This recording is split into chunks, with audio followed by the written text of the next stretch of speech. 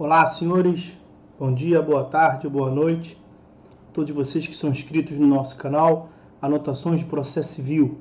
Se você ainda não é, basta clicar no ícone do livro que fica no canto inferior do vídeo para que você se inscreva no nosso canal. E depois você ativa o sininho para que você possa então receber as notificações dos vídeos que constantemente nós disponibilizamos aqui para os senhores. Bom, no vídeo de hoje eu vou abordar com os senhores uma questão que foi cobrada no ano de 2017 pela banca CESP, tá? Num concurso para procurador do município de Belo Horizonte, então procurador do município de Belo Horizonte, e a questão ela tratava sobre atos processuais e distribuição da petição inicial. Na nossa playlist aqui sobre o procedimento comum, nós abordamos alguns vídeos sobre a petição inicial, o registro e a distribuição. Então, nesse vídeo, nós vamos tratar de uma questão relacionada a essa temática como um todo. Aí está, portanto, a questão. Antes disso, eu gostaria de ver com os senhores, rapidamente, a apresentação dos nossos meios de contato, de modo geral, na rede social. Então, o nosso canal do YouTube,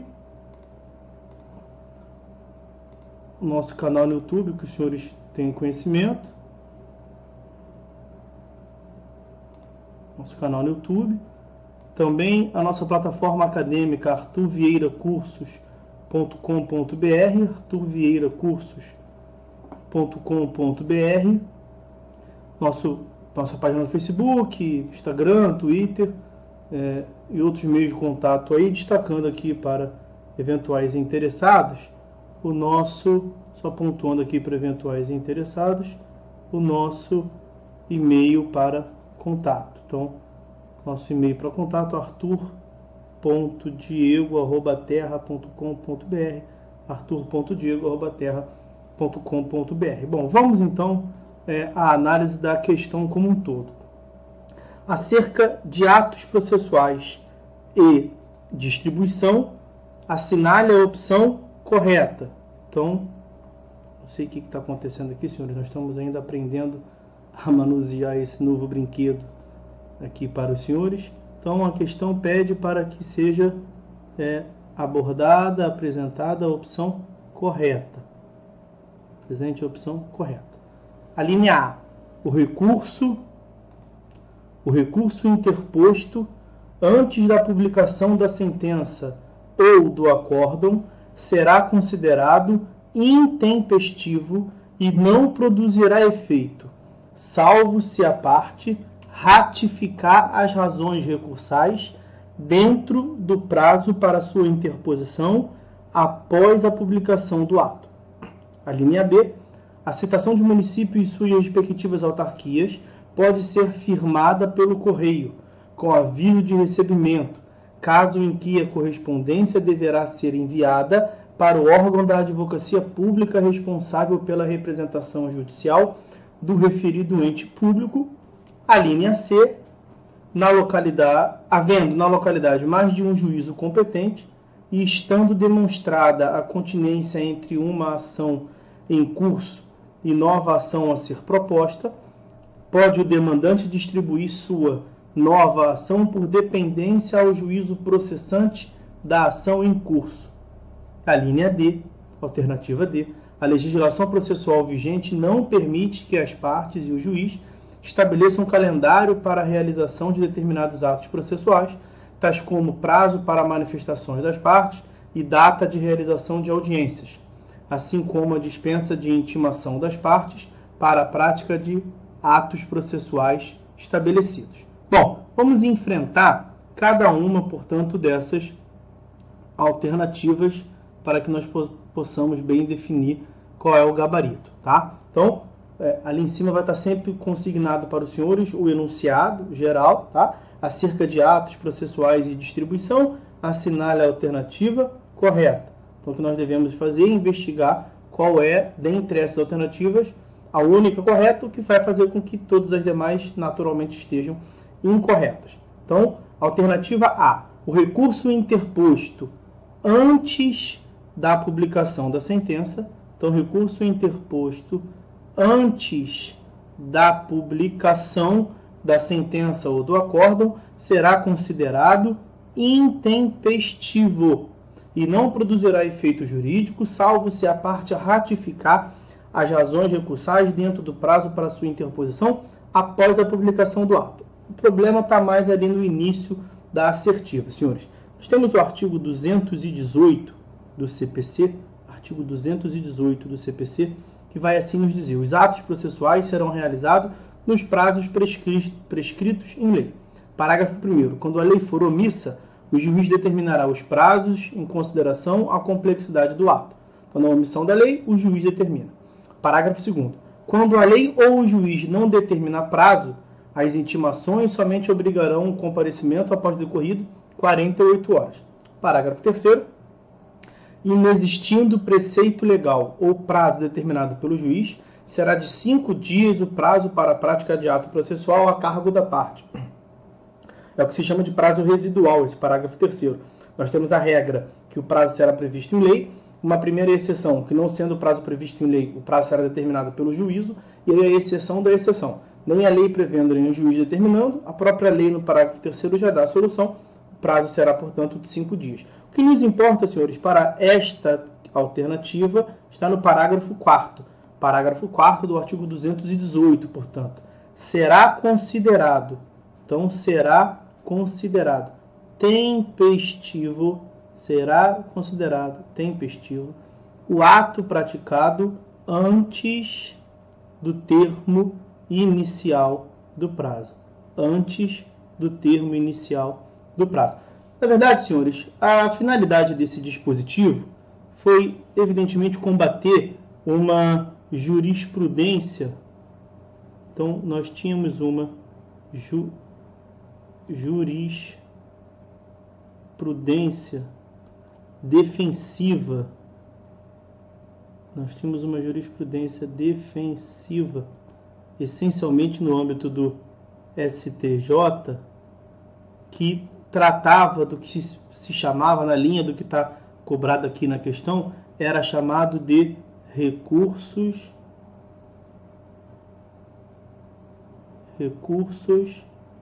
prematuros. O STJ, portanto, afirmava que o recurso interposto antes da publicação, ele deveria ser ratificado pela parte interessada, sob pena desse recurso ser considerado intempestivo. Então, seria uma nova espécie de intempestividade criada pelo STJ, a intempestividade pela prematuridade. E aí veio, a doutrina criticava muito essa posição do STJ, e aí veio o Código de 2015, o novo Código, para superar essa concepção jurisprudencial. E no artigo 218, parágrafo 4º, deixa, portanto, isso claro.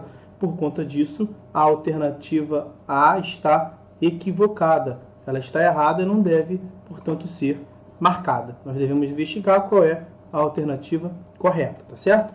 Vamos, portanto, à próxima hipótese, a linha B, alternativa B, que vai tratar a respeito da citação do município e suas respectivas autarquias, pode ser firmada pelo correio. Então, a admissibilidade da citação do município e suas autarquias pelo correio com a R, com aviso de recebimento. Caso em que a correspondência deverá ser enviada para o órgão da advocacia pública responsável pela representação judicial do referido ente público. Vejam, o artigo 242, ele determina uma regra geral de que a citação será pessoal. E existem algumas modalidades de citação pessoal. Citação pessoal é um gênero, tem algumas espécies, podendo, no entanto, ser feita na pessoa do seu representante legal ou do procurador do réu, do executado ou do interessado. A regra é que a citação seja pessoal, excepcionalmente ela pode ser na pessoa do representante. Tem o parágrafo 3º do 242 e diz: a citação da União, dos Estados, do Distrito Federal e dos municípios e suas respectivas autarquias e fundações de direito público será realizada perante o órgão de advocacia pública responsável por sua representação judicial, que é a parte final aqui, ó, o órgão da advocacia pública responsável pela representação judicial. Então, essa parte final da linha B, da alternativa B, ela está aqui no 242, parágrafo 3º, tá ok? No entanto, senhores, nós temos a regra do artigo 246. 246 ele nos traz uma novidade importante. O que o 246 nos diz nos parágrafos 1º e 2º? O que nos importa aqui é a determinação, veja, vou começar pelo parágrafo 2º. O parágrafo 2º diz que o disposto no parágrafo 1º aplica-se aos entes públicos, à União, aos Estados, Distrito Federal e aos municípios e às entidades da administração indireta. Então, o que vier a estar previsto no parágrafo 1º se aplica aos entes públicos e às suas entidades da administração indireta. E o que diz esse parágrafo 1º, portanto? Com exceção das microempresas. Então, ressalvada a microempresa. E das empresas de pequeno porte, ressalvada ME e EPP. As empresas públicas e privadas, então vejam, o que está sendo aqui dito para as empresas públicas e privadas também se aplica aos entes públicos e à administração indireta, como nós vimos no parágrafo 2º. Então, as empresas públicas e privadas serão obrigadas a manter cadastro no sistema de processo em autos eletrônicos para efeito de recebimento de citações e intimações, a quais serão preferencialmente por esse meio. Esse meio qual? É o meio eletrônico, senhores. É o meio eletrônico de citação. Então, veja. Artigo 246, parágrafo 2º, determina a aplicação do que se dispõe no parágrafo 1º. E o parágrafo 1º determina que as empresas públicas e privadas, ressalvadas ME e EPP, deverão se cadastrar, deverão ser incluídas no cadastro de processos eletrônicos junto ao tribunal, incluído pela determinação do parágrafo 2º os entes públicos, União, Estados, Distrito Federal e os municípios. E aí a citação será realizada, como está no parágrafo 1º do 246, preferencialmente pelo meio eletrônico e não na modalidade pelo correio, como está aqui na linha B. Então, a citação do município e sua justificativa daqui pode ser firmada pelo correio. Então, a alternativa B está equivocada, tá certo? Bom, vamos continuar a nossa análise. Vamos à alternativa C. Alternativa C, acerca de atos processuais e distribuição, assinale a opção correta. Havendo na localidade mais de um juízo competente e estando demonstrada a continência entre a ação em curso e a nova ação a ser proposta, pode o demandante distribuir sua nova ação por dependência ao juízo processante da ação em curso. Vejam o que consta do artigo 286. Artigo 286. Serão distribuídas por dependência. A distribuição por dependência é uma exceção à regra da livre distribuição, né, das demandas. Será, portanto, distribuída por dependência as causas de qualquer natureza. Inciso 1º. Quando se relacionarem por conexão ou continência, aqui a alternativa trata da continência, por conexão ou continência com outra já em curso. Então, aqui, senhores, nós temos o gabarito da questão com base no artigo 286, inciso 1º do digníssimo CPC. Essa deveria ser, portanto, a alternativa a ser assinalada. Essa é a alternativa correta. Vamos ver, portanto, o porquê que a alternativa D está equivocada. A legislação processual vigente não permite, a legislação processual vigente, que é o CPC de 2015, né? Legislação processual vigente, CPC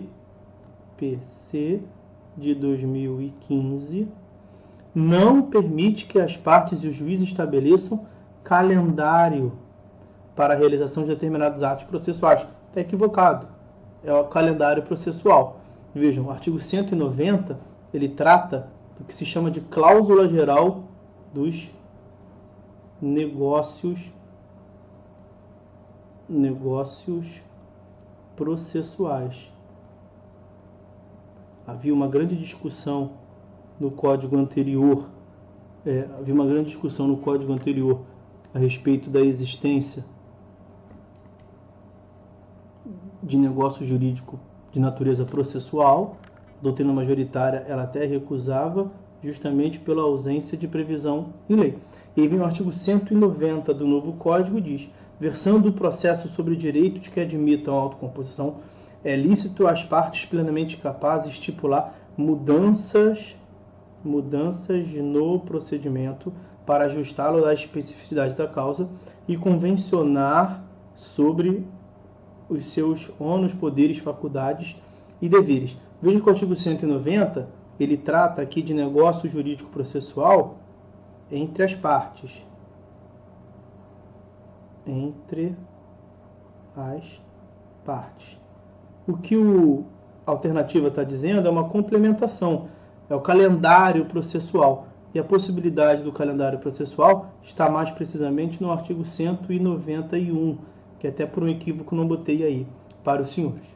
Bom, então, meus amigos, qual que seria, dentre as opções apresentadas pela banca, qual que seria a alternativa correta acerca de atos processuais e distribuição? Assinale a opção correta. A opção correta, como nós vimos, foi a linha C, alternativa C, havendo na localidade mais de um juízo competente e estando demonstrada a continência entre uma ação em curso e nova ação a ser proposta pelo demandante, pode o demandante distribuir sua ação por dependência.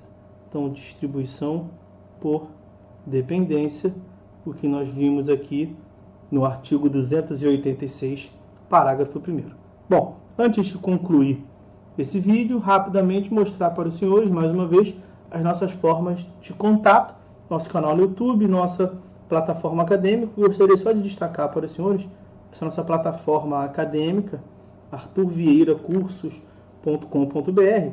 Lá os senhores encontrarão cursos gratuitos sobre o direito como um todo, direito processual mais especificamente, inclusive com a emissão de diploma válido para os senhores. Tá certo? Então essas foram as considerações do vídeo de hoje. Fiquem todos com Deus e até uma próxima.